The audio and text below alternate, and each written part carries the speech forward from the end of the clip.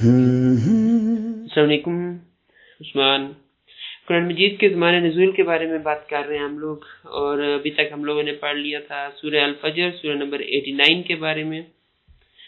اب اس کے بعد ہے سورہ البلد، سورہ نمبر 90. اس کے بارے میں مولانا مودودی لکھتے ہیں کہ اس کا مضمون اور انداز بیان مکہ معظمہ کے ابتدائی دور کی صورتوں کا ہے، مگر ایک اشارہ ایسا بھی ملتا ہے جس سے پتہ چلتا ہے کہ اس کا نزول کا زمانہ وہ تھا جب کفار مکہ رسول اللہ صلی اللہ علیہ وسلم کی دشمنی پر تل گئے تھے، اور آپ کے خلاف ہر ظلم و زیادتی کو انہوں نے اپنے لیے حلال کر لیا تھا.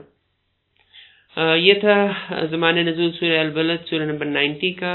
اور اس کے بعد ہے سورہ الشمس سورہ نمبر 91.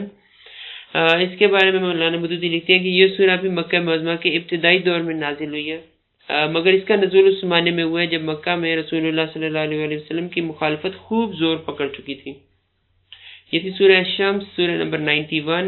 اور پھر اس کے بعد ہے سورہ اللیل سورہ نمبر 92. اس کے بارے میں مولانا مودودی لکھتے ہیں کہ اس کا مضمون سورہ الشمس سے اس قدر ملتا جلتا ہے کہ یہ دونوں صورتیں ایک دوسرے کی تفسیر محسوس ہوتی ہیں، تو اس لیے کہہ سکتے ہیں کہ یہ دونوں قریب قریب ایک ہی زمانے میں نازل ہوئی ہیں. سورہ اللیل سورہ نمبر 92. پھر سورہ الضحیٰ ہے سورہ نمبر 93. اس کے بارے میں مولانا مودودی لکھتے ہیں کہ یہ مکہ معظمہ کے بالکل ابتدائی دور میں نازل ہوئی ہے. سورہ الضحیٰ سورہ نمبر 93. پھر اس کے بعد ہے سورہ علم نشرہ سورہ نمبر 94. اس کے بارے میں مولانا مودودی لکھتے ہیں کہ اس کا مضمون سورہ الضحیٰ سے اس قدر ملتا جلتا ہے کہ یہ دونوں صورتیں قریب قریب ایک ہی زمانے اور ایک جیسے حالات میں نازل شدہ معلوم ہوتی ہیں.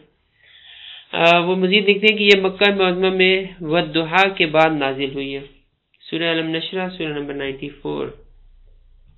تو یہ تھی ابھی تک سورہ نمبر 94 تک ہم لوگوں نے پڑھ لیا، اور پھر انشاءاللہ نیکسٹ ٹائم پہ اگلی صورتوں کے بارے میں انفارمیشن پڑھیں گے. اور آپ لوگوں سے فیڈ بیک کی بہت زیادہ ضرورت ہے. آپ لوگ کچھ بھی آپ لوگ بتائیں کہ کیسے ہم لوگ امپروومنٹ لا سکتے ہیں. جزاکم اللہ خیر.